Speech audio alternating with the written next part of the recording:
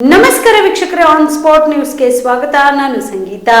ಕಲ್ಯಾಣ ಕರ್ನಾಟಕ ಭಾಗದಲ್ಲಿ ಅಸಮಾನತೆ ಹೋಗಿ ಸಮಾನತೆ ಬರಲಿದೆ ಎಂಬ ವಿಶ್ವಾಸವನ್ನ ಮುಖ್ಯಮಂತ್ರಿ ಸಿದ್ದರಾಮಯ್ಯ ಅವರು ವಿಶ್ವಾಸ ವ್ಯಕ್ತಪಡಿಸಿದರು. ಕಲಬುರಗಿ ಜಿಲ್ಲಾಡಳಿತ, ಜಿಲ್ಲಾ ಪಂಚಾಯತ್, ಕಲ್ಯಾಣ ಕರ್ನಾಟಕ ಪ್ರದೇಶಾಭಿವೃದ್ಧಿ ಮಂಡಳಿ ಕಲಬುರಗಿಯವರ ಸಂಯುಕ್ತಾಶ್ರಯದಲ್ಲಿ ಕೆಪಿಎಸ್ಸಿ ಶಾಲಾ ಆವರಣ ಎಡ್ರಾಮಿಯಲ್ಲಿ ಆಯೋಜಿಸಲಾಗಿದ್ದ ಪ್ರಜಾಸೌಧ ಕೆಪಿಎಸ್ಸಿ ಶಾಲೆ ಹಾಗೂ ವಿವಿಧ ಇಲಾಖೆಗಳ ಕಾರ್ಯಕ್ರಮಗಳ ಶಂಕುಸ್ಥಾಪನೆ, ಉದ್ಘಾಟನೆ ಹಾಗೂ ಫಲಾನುಭವಿಗಳಿಗೆ ಸೌಲಭ್ಯಗಳ ವಿತರಣೆ ಕಾರ್ಯಕ್ರಮದಲ್ಲಿ ಭಾಗವಹಿಸಿ ಕಾರ್ಯಕ್ರಮವನ್ನು ಉದ್ಘಾಟನೆ ಮಾಡಿ ನಂತರ ವಿವಿಧ ಇಲಾಖೆಗಳ ಕಾರ್ಯಕ್ರಮಗಳಿಗೆ ಶಂಕುಸ್ಥಾಪನೆ ನೆರವೇರಿಸಿ ವಿವಿಧ ಇಲಾಖೆಗಳ ಫಲಾನುಭವಿಗಳಿಗೆ ಸೌಲಭ್ಯ ವಿತರಣೆ ಮಾಡಿ ಮಾತನಾಡಿದ ಅವರು, ನೂತನವಾಗಿ ಘೋಷಣೆಯಾಗಿರುವ ಯಡ್ರಾಮಿ ತಾಲೂಕಿನಲ್ಲಿ ಜೇವರ್ಗಿ ಮತಕ್ಷೇತ್ರದಲ್ಲಿ 87 ಕಾಮಗಾರಿಗಳನ್ನು 867.49 ಕೋಟಿ ವೆಚ್ಚದ 38.29 ಕೋಟಿ ವೆಚ್ಚದ ಕಾಮಗಾರಿಗಳಿಗೆ ಉದ್ಘಾಟನೆ ಮಾಡಲಾಗಿದೆ. ಒಟ್ಟಾರೆಯಾಗಿ 906 ಕೋಟಿ ರೂಪಾಯಿಗಳ ವೆಚ್ಚದಲ್ಲಿ ಕಾಮಗಾರಿಗಳಿಗೆ ಶಂಕುಸ್ಥಾಪನೆ ಮತ್ತು ಉದ್ಘಾಟನೆ ನೆರವೇರಿಸಲಾಗಿದೆ ಎಂದು ತಿಳಿಸಿದರು. ಬಹುಶಃ ಇನ್ನು 10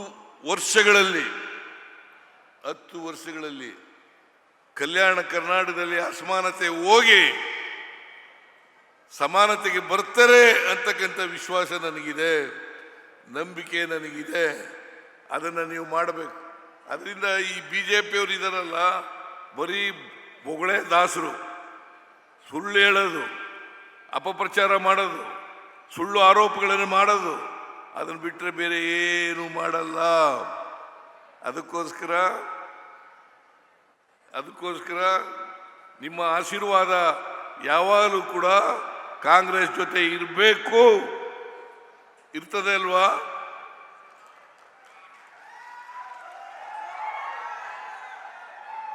ಇರ್ತದೆ ಅಲ್ವಾ?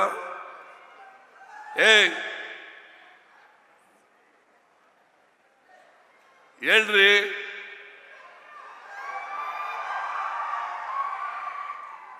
ಈಗಲೂ ಇದೆ, ಮುಂದೆನೂ ಕೂಡ ಇರಬೇಕು ಅಂತಕ್ಕಂಥ ಮನವಿಯನ್ನು ನಿಮ್ಮಲ್ಲಿ ಮಾಡಲಿಕ್ಕೆ ಬಯಸ್ತಾ ಇದ್ದೇನೆ.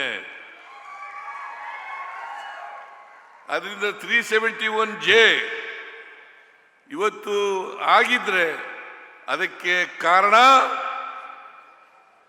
ಮಲ್ಲಿಕಾರ್ಜುನ ಖರ್ಗೆ ಅವರು, ಧರ್ಮಸಿಂಗ್ ಅವರು ಕಾರಣ ಅಂತಕ್ಕಂಥ ಮಾತುಗಳನ್ನು ಹೇಳಲಿಕ್ಕೆ ಬಯಸ್ತೇನೆ. ಇದಕ್ಕೆ ಕಾಂಗ್ರೆಸ್ನ ನಾಯಕರು ಕಾರಣ ಅಂತಕ್ಕಂಥ ಮಾತುಗಳನ್ನು ಈ ಸಂದರ್ಭದಲ್ಲಿ ಹೇಳಲಿಕ್ಕೆ ಬಯಸ್ತಾ ಇದೆ. ಬಿಜೆಪಿಯವ್ರದ್ದು ಪಾತ್ರ ಇಲ್ಲ. ದಯಮಾಡಿ ಇದನ್ನು ಅರ್ಥ ಮಾಡ್ಕೋಬೇಕು ಅಂತಕ್ಕಂಥ ಮಾತುಗಳನ್ನು ಹೇಳಲಿಕ್ಕೆ ಬಯಸ್ತಾ ಇದ್ದೇನೆ. ನಾವು ರಾಜ್ಯದಲ್ಲಿ ಅಸಮಾನತೆಯನ್ನು ತೊಡೆದಾಕಬೇಕು ಅಂತ SM ಕೃಷ್ಣ ಅವರ ಕಾಲದಲ್ಲಿ ನಂಜುಂಡಪ್ಪನವರ ಆಯೋಗ ರಚನೆ ಆಗಿತ್ತು. ಅವರು ವರದಿ ಕೊಟ್ಟಿದ್ರು 2002ರಲ್ಲಿ. ವರದಿ ಕೊಟ್ಟ ಮೇಲೆ ಅವರು ಹೇಳಿದಂಥ ಶಿಫಾರಸುಗಳನ್ನೆಲ್ಲ ಜಾರಿ ಮಾಡಿದ್ದೀವಿ. ಈಗ ಗೋವಿಂದರಾವ್ ಅನ್ನೋರನ್ನ ನಂಜುಂಡಪ್ಪನವರ ವರದಿ ಎಷ್ಟು ಮಟ್ಟಿಗೆ ಜಾರಿಯಾಗಿಲ್ಲ, ಅಸಮಾನತೆ ಇನ್ನೂ ರಾಜ್ಯದಲ್ಲಿ ಎಷ್ಟು ಮಟ್ಟಿಗೆ ಉಳಿದಿದೆ ಅಂತಕ್ಕಂಥದ್ದನ್ನು ಪತ್ತೆ ಹಚ್ಚಲಿಕ್ಕೋಸ್ಕರವಾಗಿ ಶ್ರೀ ಗೋವಿಂದರಾವ್ರವರ ಅಧ್ಯಕ್ಷತೆಯಲ್ಲಿ ನಾವು ಒಂದು ಸಮಿತಿಯನ್ನು ರಚನೆ ಮಾಡಿದ್ದೇವೆ. ಬಹುಶಃ ಅವರು ಈ ತಿಂಗಳು ಅಥವಾ ಮುಂದಿನ ತಿಂಗಳು ವರದಿಯನ್ನು ಕೊಡ್ತಾರೆ ಅಂತಕ್ಕಂಥ ವಿಶ್ವಾಸ ಇದೆ. ಅದು ಬಂದ ಮೇಲೆ ನಾವು ಅದನ್ನು ಜಾರಿ ಮಾಡ್ತಕ್ಕಂಥ ಕೆಲಸವನ್ನು ಮಾಡ್ತೇವೆ ಅಂತಕ್ಕಂಥ ಮಾತುಗಳನ್ನು ಹೇಳಿ, ಇವತ್ತು ಸಮಯ ಭಾಳ ಆಗಿದೆ, ಆದ್ದರಿಂದ ನಾನು ಹೆಚ್ಚು ಮಾತನಾಡಲಿಕ್ಕೆ ಹೋಗಲ್ಲ. ನೀವೆಲ್ಲರೂ ಕೂಡ ಹೇಗೆ 23ರಲ್ಲಿ ಆಶೀರ್ವಾದವನ್ನು ಮಾಡಿದ್ರೆ ಅದೇ ರೀತಿ ಮುಂದಿನ ಚುನಾವಣೆಯಲ್ಲೂ ಕೂಡ 2028ರ ಅಸೆಂಬ್ಲಿ ಚುನಾವಣೆಯಲ್ಲೂ ಕೂಡ, ಲೋಕಸಭಾ ಚುನಾವಣೆಯಲ್ಲೂ ಕೂಡ 29ರಲ್ಲಿ ನಡೀತದೆ. ದಯಮಾಡಿ ನಮಗೆ ಆಶೀರ್ವಾದವನ್ನು ಮಾಡಬೇಕು ಅಂತಕ್ಕಂಥ ಮಾತುಗಳನ್ನು ಹೇಳ್ತಾ ನಿಮ್ಮಲ್ಲಿ ಮನವಿ ಮಾಡಿ ನನ್ನ ಮಾತುಗಳನ್ನು ಮುಗಿಸ್ತೇನೆ. ಜೈ ಹಿಂದ್. ಈ ಸಂದರ್ಭದಲ್ಲಿ ಎಐಸಿಸಿ ಅಧ್ಯಕ್ಷರು ಹಾಗೂ ರಾಜ್ಯಸಭೆಯ ವಿರೋಧ ಪಕ್ಷದ ನಾಯಕರಾದ ಮಲ್ಲಿಕಾರ್ಜುನ ಖರ್ಗೆ, ಡಿಸಿಎಂ ಡಿಕೆ ಶಿವಕುಮಾರ್, ಸಚಿವರಾದ ಶರಣಪ್ರಕಾಶ್ ಪಾಟೀಲ್, ಪ್ರಿಯಾಂಕ್ ಖರ್ಗೆ, ಕೃಷ್ಣ ಬೈರೇಗೌಡ, ಶರಣಬಸಪ್ಪ ಗೌಡ ದರ್ಶನಪುರ್, ರಹೀಂ ಖಾನ್, ಮಧು ಬಂಗಾರಪ್ಪ, ಕೆಕೆಆರ್ಡಿಬಿ ಅಧ್ಯಕ್ಷರಾದ ಡಾಕ್ಟರ್ ಅಜಯ್ ಸಿಂಗ್, ಶಾಸಕರಾದ ಅಲ್ಲಂ ಪ್ರಭು ಪಾಟೀಲ್, ಎಂವೈ ಪಾಟೀಲ್, ಖನಿಜಾ ಫಾತಿಮಾ ಸೇರಿದಂತೆ ಅನೇಕರು ಭಾಗಿಯಾಗಿದ್ದರು. ಬಿಪಿಎಲ್ ರೇಷನ್ ಕಾರ್ಡ್ ಹಾಗೂ ಆಯುಷ್ಮಾನ್ ಕಾರ್ಡ್ ಫಲಾನುಭವಿಗಳಿಗೆ ಸುಜ್ನಿ ಆಸ್ಪತ್ರೆಯಲ್ಲಿ ಉಚಿತ ಚಿಕಿತ್ಸೆ. ಕಲಬುರಗಿಯಲ್ಲಿ ಸ್ತ್ರೀ ರೋಗ ಹಾಗೂ ಮಕ್ಕಳ ಚಿಕಿತ್ಸೆಗಾಗಿಯೇ ಪ್ರತ್ಯೇಕ ಆಸ್ಪತ್ರೆ ಪ್ರಾರಂಭ.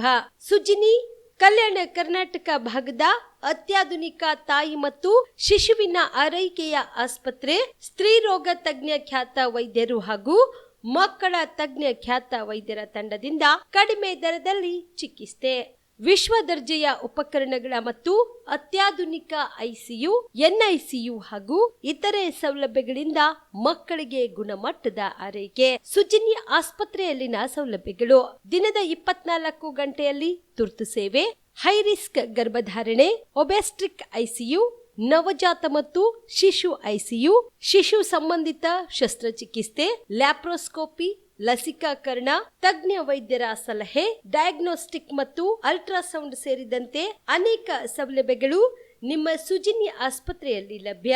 ಹೆಚ್ಚಿನ ಮಾಹಿತಿಗಾಗಿ ಸಂಪರ್ಕಿಸಿ ಸುಜಿನಿ ಆಸ್ಪತ್ರೆ, ಬಿಗ್ ಬಜಾರ್ ಎದುರುಗಡೆಗೆ, ಕಲಬುರಗಿ. ದೂರವಾಣಿ ಸಂಖ್ಯೆ 08472272727 ಅಥವಾ ಮೊಬೈಲ್ ನಂಬರ್ 9900427814.